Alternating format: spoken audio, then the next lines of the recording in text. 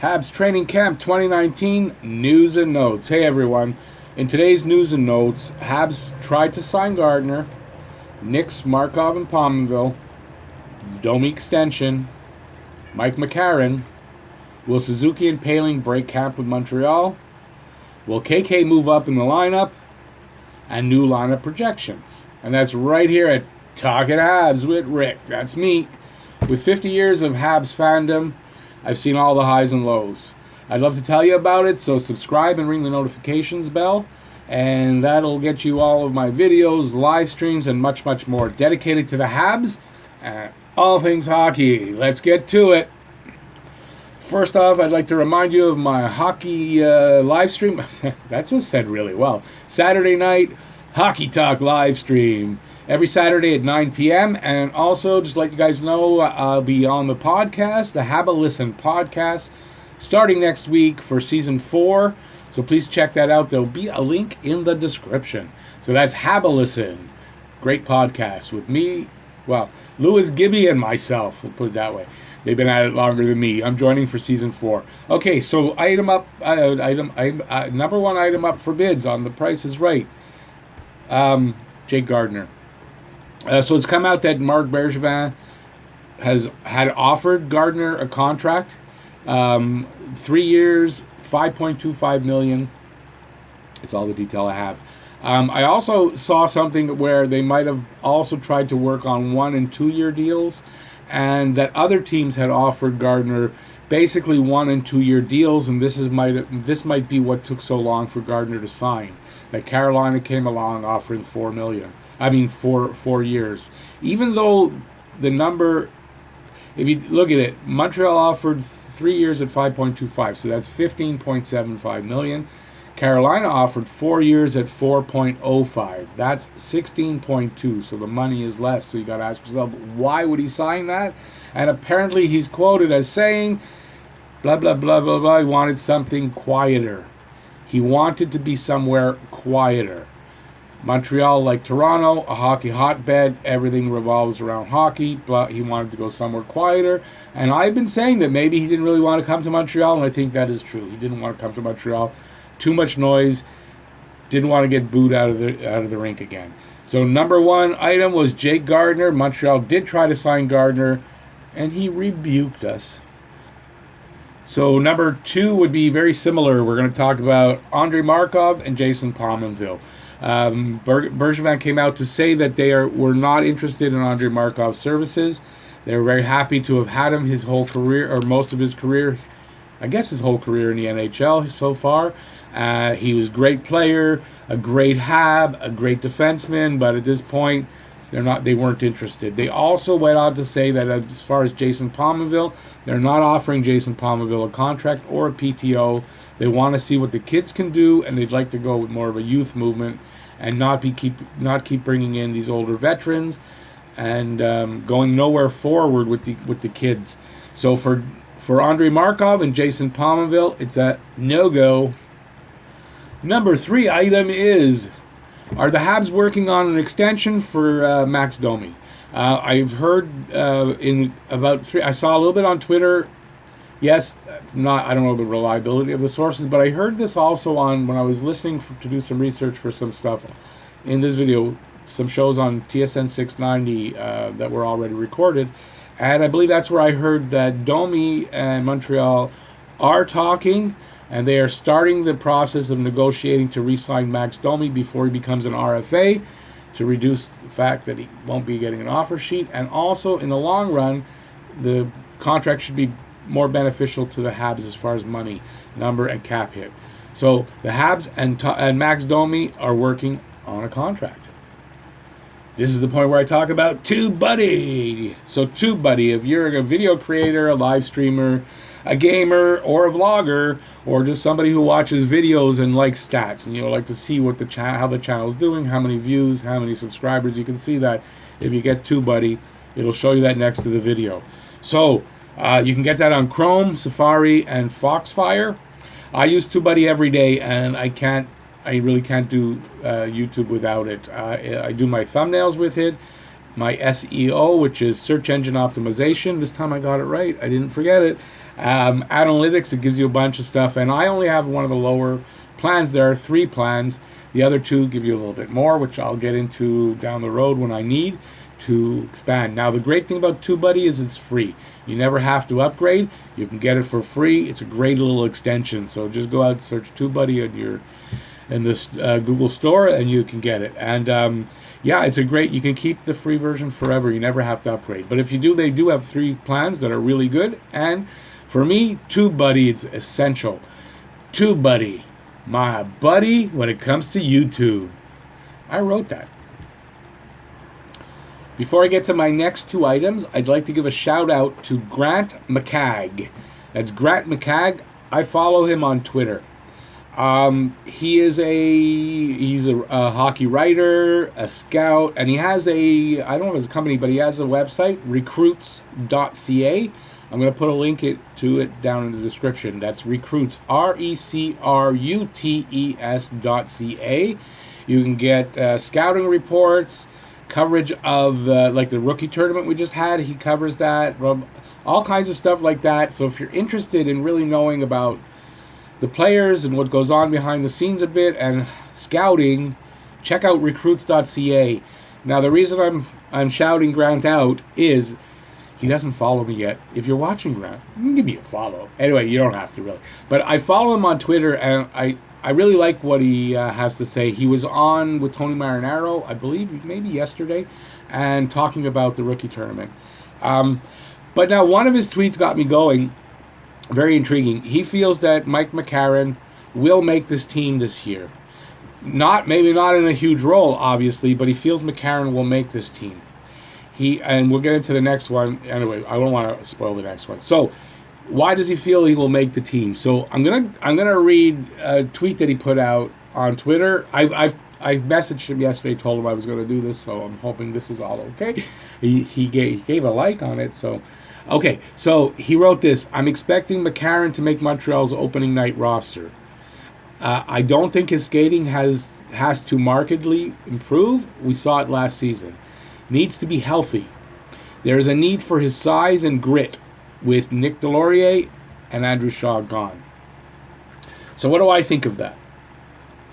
I've been intrigued about the fact that McCarron has had this shoulder injury and all that, and he's gotten it fixed and that he may be ready. Joel Bouchard talked about it, that he's got a high on the guy, that he has an opportunity. He's gotten better, he's gotten all fixed up, and Mike McCarron can make a difference. This is from Joel Bouchard, and now we're getting this from a guy like Grant McCagg, who is he scouts, he knows what he's talking about. Let me put it this way. There's got to be something to that. So I expect, not that I expect to see McCarron on opening night. It wouldn't shock me. But what I do expect is to see McCarron given a good chance in the preseason to show what he can do and to see if he can be of help this season to Montreal. So that's number 4. Can Mike McCarron make the team? Possibly. Number 5 on my list today is, does Nick Suzuki have a better chance to make the team out of camp than Ryan Poehling does? I'm going to go back now to Grant McCagg. I'm actually going to compare what Grant says, and you can listen on TSN 690 on the Marinara Show. If you go on their website, you'll see they put a link up to the conversation. If I think of it, I'll try to put a link in the description. If it's not there, just go do that, and I apologize if I forget. I've got a few links to put. I hope I remember them all. Okay, so Grant says for Ryan Poehling, a couple things that give you reason to think that he might need time in Laval, and some good things about his game right now. So right now, and we noticed this, if you watched Matt from Sinbin, Scotty 2 Hockey, and myself on our weekend rookie camp coverage, I didn't notice that he was struggling on faceoffs. I really didn't, but apparently he was struggling at the dot on faceoffs. One thing we did notice, and I will say it's probably Scotty and Matt, I didn't notice it as much, although I noticed that he was doing this, but I didn't notice the bad effect, and it's true. He's overhandling the puck, and it's causing turnovers, and by that I mean he's trying to do a little too much with the puck, and stick handling around, dangling, and trying to cross the line and zone entries, and then losing the puck at the line and turning it over for a chance going the other way. And this is a problem and something that he might need to work on with Joel Bouchard. Yes. Now to say that, and by the way, and if he goes down, he'll probably start as a number 1 or number 2 center, which would be good for him to be playing big minutes in Laval and then being a call-up during the season, which I can see this happening. He's a penalty-killing center with potential to be a number 2 center in the NHL. I don't know about number 1, but number 2. He's got good puck skills, which is probably why he's trying to do a lot, and he's getting caught at the line right now because he's still young. He's got good vision and really good awareness, good all-around game. He's ready for the NHL. He's right at the edge there, and I think he may need a little bit of time down on the farm, and it wouldn't be bad for him. And would I be surprised to see him make the team? No, I'm actually hoping he actually does make the team, but this could happen. On Nick Suzuki, reasons why Nick Suzuki might make the team ahead of Ryan Poehling. He has a little more experience than Poehling at wing, and right now, at least Grant feels that the spots that are open are at wing, which there's an obvious spot for Andrew Shaw's slot, whatever you want to say. I want to say spot too many times. And another thing, he feels he could help Montreal's power play right away, and I do believe that he could help Montreal's power play already in his game. He has a better chance to break camp with the team because of this, but he will need to start scoring right away in camp in those first exhibition games. He's going to need to start scoring right away and keep that up in order to make the team and break camp with the team. So hopefully they will do like KK also and have a little bit better showing in the main camp than they did in rookie camp. Like KK did last year, he kind of looked horrible at rookie camp, and when he came into the main camp, he really just got better every day. If these guys both do that, they'll make the team. If Suzuki does that, he'll make the team. We're looking at it that way. Now, what does Pierre Maguire think? On Poehling, he's very high on Poehling. He's always been, he says, bullish. He's very bullish on Poehling. He's been it's true for the last 4 years. He was a rare rookie invitee to the Habs golf tournament. So they invited Poehling to play at the golf tournament. Rookies do get invited, but they don't often get to play. Poehling apparently played yesterday, 2 days ago. He played college hockey starting at 17, when a lot of players don't start till they're 20. So he played college hockey starting at a very young age, and he did very well. Maguire thinks he could sneak into the top 6 this year, and that he could break camp with Montreal. On Suzuki needs to play at a high tempo, and he needs to start right away in the games, scoring and playing at a very high tempo, or he feels his skills will start to erode. Pretty quickly, he says, too. So if he can't play at a high tempo and start to produce, then being in Laval would be a better spot for him, where he will be playing top minutes at a very high tempo. But he does believe that if he does do these things, that he can break camp with Montreal. So I'm just comparing. I thought it was interesting that I'm comparing the two looks, how Grant McCagg does look at it and how the always positive Pierre Maguire does look at it. So there is it's basically to say that don't get disappointed if Poehling and Suzuki don't break camp with Montreal. They more than likely, if they don't, will be called up and make the team at some point in the season, but there is a possibility they won't make camp. So that's going to lead me into, at the end of the video, my last thing is going to lead me into something. So I'm going to take a break for a second and gather my thoughts. While I'm gathering my thoughts, if you like this video, please give a thumbs up. I'd really appreciate it. And if you like the news and notes about the training camp and you want to see some more and you haven't checked out, my last 3 videos are basically about going into camp and news and notes. So you can check them out. They're on my page. I'm going to try to remember. I'll put links in the description. So it's the Habs Rookie Camp 2019, Habs Training Camp 2019, all news and notes, and just basic Habs news and notes, where I cover the Domi Line A trade rumors and stuff like that. So check them out. I'm going to put some links in the description. Next item up for bids. On the question of will KK stay on third line center? That's Jesperi Kotkaniemi, for those who don't know KK. Or will he move up to the second line center? I heard a conversation with Claude Julien yesterday on the radio, and I'm going to give a quote from Claude Julien, an exact quote, because I stopped it and I wrote it all down exactly what he said. So this is Coach Julien on KK for this upcoming season. If he proves to me he's consistent, that he's a top-notch centerman, and that he needs to move up, we're going to find some room. Or we're going to give him more ice time and play him against tougher lines. Unquote. So those saying KK won't move up, you're wrong, because he may. I'm not saying he will. Well, I kind of am, but I mean the possibility that he will is there, right? He may stay where he is, but the possibility is there that he moves up. And even if he doesn't move up in lines, he will move up in ice time and responsibility, which will show us a lot. So I'm making this bold prediction, and I'm saying he will move up because he's that good. I'm predicting 55 points this season and 75 plus points the following season, and that's my bold prediction on Jesperi Kotkaniemi, KK.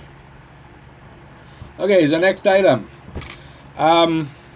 Considering the question, will Suzuki and Poehling make the team, I thought I'd take a look at what would the lineup look like, because we've done lineups with them in it. What would the lineup look like on opening night if Poehling and Suzuki started out in Laval? With the players that we have here right now, I'm not going to try to predict that line he's going to be or this one's going to be here. Can't do that. So what would the lineup look like without Suzuki and Poehling on opening night, with the lineup, with the players here and the other prospects that are potentially out there that could make the team? So here, I guess I'll just bring this out this way and I won't stop. Here's what I think. First lineup possibility, and don't take the defense can be interchangeable. I put a set of defense on each one. I'm going to show two boards. The defense is interchangeable. I'm mostly looking at the forwards. Tatar, Danault, Galley, I don't think you break that up, at least not on opening night. And depending on, obviously, I'm hoping to be picked up by the mic, but depending, obviously, on how camp goes. Second line, Domi, KK, Drouin. Might not happen on opening night, but I think that's how it's going to end up being at some point in the season. Next up, Lehkonen, Cousins, and Armia. I think Cousins does play center, can play center, and I think that might be a good shot to see him here. And I'll say this, you might see Wheel instead of Cousins there. So where I have Wheel and Cousins, you might interchange them. Fourth line, Byron, Thompson, Wheel. And as the extra skaters, McCarron and Jake Evans. Now, the reason why I have McCarron and Evans, I think Evans has been in the system long enough. It's time to give him a shot, kind of in the role that Hudon might play. And I'm going to give, I'll try to remember to say something about Hudon after I saw something that might be interesting. So I think Evans, it's time for him to be brought up and see what he can do in that kind of a role, or include him in any kind of deal you might make. Now you can see on my defense there, I've got Mete Weber, I got Sherrod Petrie, Kulak Folan, because I think Christian Folan's going to be the guy they start the season with. And Riley and maybe, who do I have there? I got to look, sorry. Riley and maybe Fleury as the extra defenseman, and maybe both. I'm not sure if they can carry 24 or 23, but that's how I see it. That's first board. Next board up. Excuse me. Should have paused. So we got Tatar, Danault, and Gallagher again. And then here we got Drouin, Domi, and either Byron or Armia, because I think if we don't have Poehling and Suzuki making the team, I think Armia and Byron are going to fight for that spot right now to start the season. I'm not saying all the way through, although I can see if Armia makes it, he has that stamina, the size, and everything to go the full season at that spot. So I think you could shift them either, that's why the arrow's there. Third line, Lehkonen, KK with an expanded role, and either Armia and Byron. I'd like to see what KK can do with taking on more responsibility and having an expanded role in that spot. Wheel, Thompson and Cousins as your fourth liners. It gives you some scoring options on your fourth line. So if you look at this lineup, you've got scoring possibilities all through the lineup, and I like that. And on both lineups I put together. And here we have Mete Weber, Sherratt Petrie, Kulak, and it'll be a fight out, I think, between either Folin, Juleson, and Fleury and Riley. So you can see the defense lineups. I don't think there's a lot of possibilities that you get all over the place with possibilities this season. I think that's what it's going to be. So, new lineup predictions. Now, this is if Poehling and Suzuki don't make the team. If they do, I've gone through a few before. You can look back at some of my older videos where there's lineup projections, and you'll see where I've inserted them or not. And I think, anyways, we don't know where they're going to end up. We don't know what kind of role they'll play. We don't know what position they'll be at. Hard to say where they'll fit in, really. It's a lot of speculation. But I think with this, without having them in, these are the guys in camp right now, unless there's a move made, and you can pretty much figure out where they might go depending on how guys do. I think that's how it'll be. So I guess that's it. Thanks for watching this video. If you liked it, please give a thumbs up. I appreciate that. Subscribe and ring the notifications bell for all my videos, live streams, and much, much more for your fix of Bleu Blanc Rouge. And don't forget, Saturday nights, Hockey Talk live stream every Saturday at 9 p.m. That's a little tentative right now. It's at 9 p.m., but once the season starts, I might have to adjust that. So we'll see. I haven't decided exactly where I'm going with that, but it will be every week. That won't change. It won't go away because the hockey season is on, because that's dumb. And once the hockey season's on, we're going to have lots to talk about on Saturday nights. It may be a little earlier in the day. It may coincide with the game. Might do a little bit of the game and a little bit of talk. So we'll see. Also, I want to remind people of the hockey pool. If you entered, you're in. Check your email. If you don't see it there, check your spam. It's a possibility because it's coming from ESPN. If you're looking for Talking Habs or Rick, it's not. It's coming from ESPN. Check your email. Check your spam. If you don't see it there, please contact me through Twitter at Talking Habs. I fixed that up now. You just go at Talking Habs. You'll find me. Message me. I'll get you back in there. So everybody who entered is in. Check your email. And I think that's it. Go Habs, go! Bye, y'all.